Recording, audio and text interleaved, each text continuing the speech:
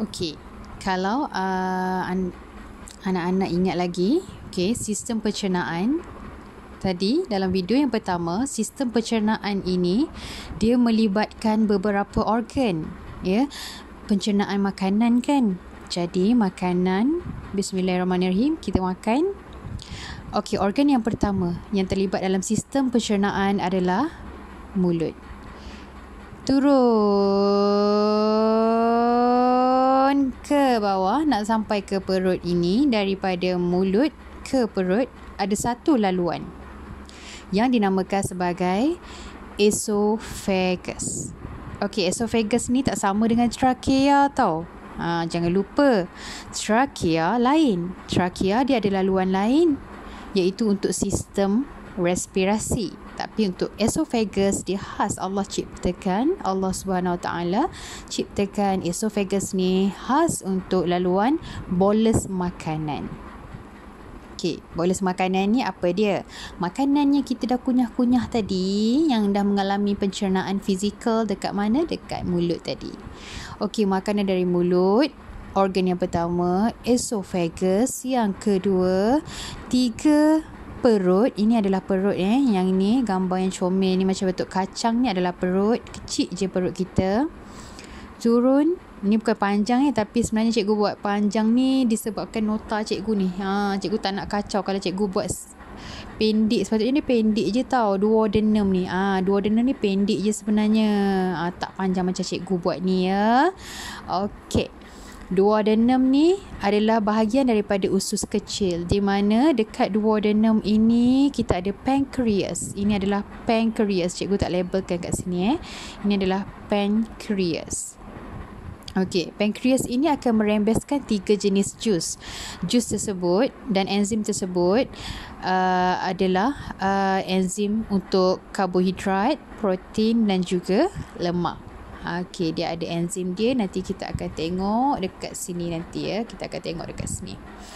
Okey, duodenum, dari duodenum. Okey, terusnya makanan akan yang dicerna tadi, yang perlu dicerna tadi, dia akan turun lagi sampai dekat ni berlingkar-lingkar ni.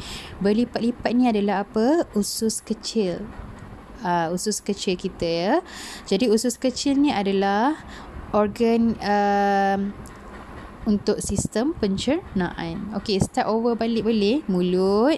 Mulut atas, turun esophagus. Yang ketiga adalah perut, turun melalui duodenum sampai kepada usus kecil. Dari usus kecil, makanan tercerna akhirnya akan diserap oleh tubuh badan. Okey. Jadi makanan yang tak dicerna pula akan keluar, akan diproses melalui usus besar ni. Sekeliling ni adalah usus besar. So makanan yang tidak dicerna akan dikeluarkan melalui usus besar, keluar daripada tubuh badan melalui proses penyahtinjaan. Okey, sampai sini faham ke tidak? Okey, insya-Allah ya, faham insya-Allah. Okey. Jadi kita akan mulakan sistem pencernaan yang bermula di mulut. Okey, di mulut. Okey, kunyahlah makanan kan. Kalau sunnah Nabi 40 kali kunyah. Bagus tak sunnah Nabi? Baguslah kan sunnah Nabi. Kalau sesiapa boleh ikut tu sunnah Nabi, kunyah makanan banyak kali. Kenapa? Pencernaan fizikal ni membantu proses, membantu kita mengecilkan, memecahkan molekul makanan kepada keadaan yang lebih kecil supaya mudah untuk dicerna nanti. Okey, jadi masa dekat mulut ni dah berlakunya pencernaan fizikal, berlaku juga pencernaan kimia yang melibatkan enzim. Enzim apa yang ada dekat mulut kita? Mulut korang tu, yang orang panggil ailio yang korang ludah-ludah tu, itu adalah enzim tau. Suka-suka hati ludah. Tak boleh macam tu. Sebab Allah SWT ciptakan enzim amylase Leo. Enzim amylase Leo tu adalah satu enzim di mana amylase Leo ni tadi dia akan mempercepatkan tindak balas.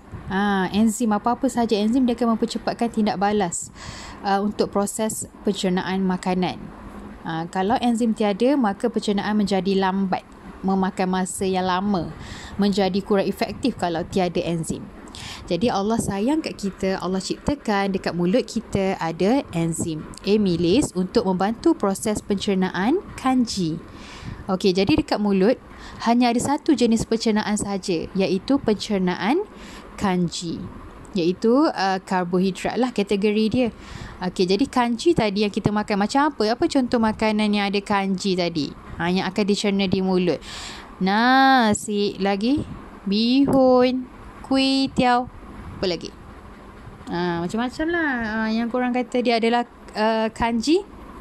Maka dia akan dicernakan di mana? Di mulut dia start.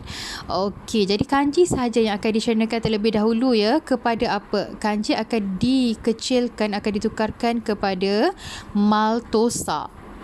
Okey, oleh enzim amylase. Dah jadi glukosa ke? Ini betul yang lebih kecil dah ke ni? Ya, lebih kecil berbandingan kanji, tapi tak siap lagi ni. Ini baru separuh pencernaan kanji.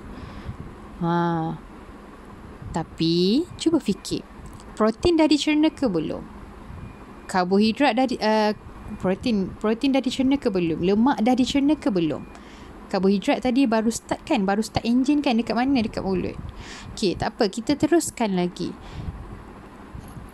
Makanan kita yang boles makanan boles makanan ni maksudnya makanan yang kita dah kunyah-kunyah yang kecil-kecil dah tadi tu, yang kecil-kecil sikit lah. Okey, bila kita dah telan tu dia akan turun secara perlahan-lahan tau. Dia perlahan-lahan.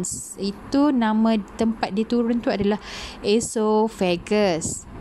Sebut betul-betul esophagus. Okey, apa yang berlaku di sepanjang esophagus kita ni? Sepanjang esophagus kita, proses peristalsis berlaku.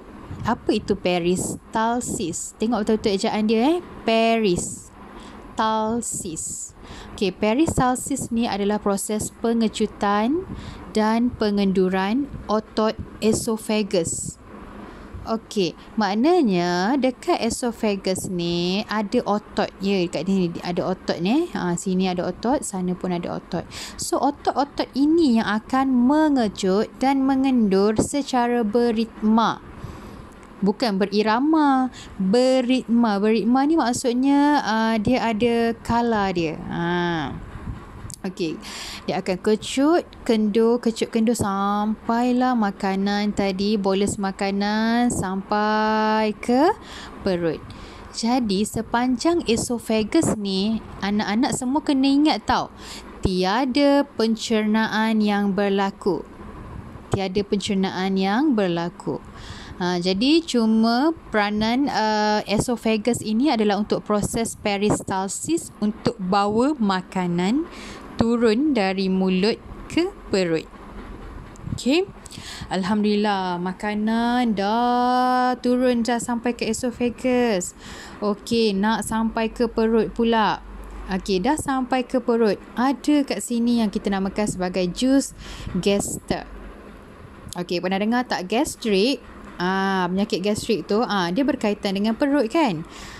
Gastrik tadi, penyakit gastrik, kalau cikgu tak adalah doktor kan, tapi yang setahu cikgu, okey, gastrik ni kenapa dapat penyakit gastrik ni? Okey, ingat dekat perut ni ada sesuatu. Apakah dia sesuatu itu?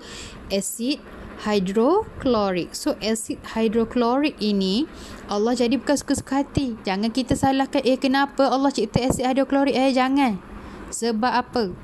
Asid hidroklorik ini Allah cipta ada peranan dia. Iaitu untuk apa? Untuk bunuh bakteria. Ya, kita makan tadi tu, basuh tangan ke tidak, kadang-kadang dalam makanan tu ada lagi bakteria. Dan kalau sampai dekat perut ni ada bakteria ke kuman ke, insya-Allah asid tadi dia akan membunuh bakteria atau kuman tadi. Namun apa yang terjadi kepada pesakit gastrik? Pesakit gastrik itu disebabkan oleh dia tak jaga pemakanan dia. Bila tak jaga pemakanan, contohnya sepatutnya you makan tapi you tak makan pula, and then dinding perut kat dalam ni, dinding perut ni yang lembut ini, dia akan dihakis oleh siapa? Asid hidroklorik. Sepatutnya asid hidroklorik ni nak kena apa ni panggil, bila ada makanan masuk kat dalam ni, so asid hidroklorik itu tidak akan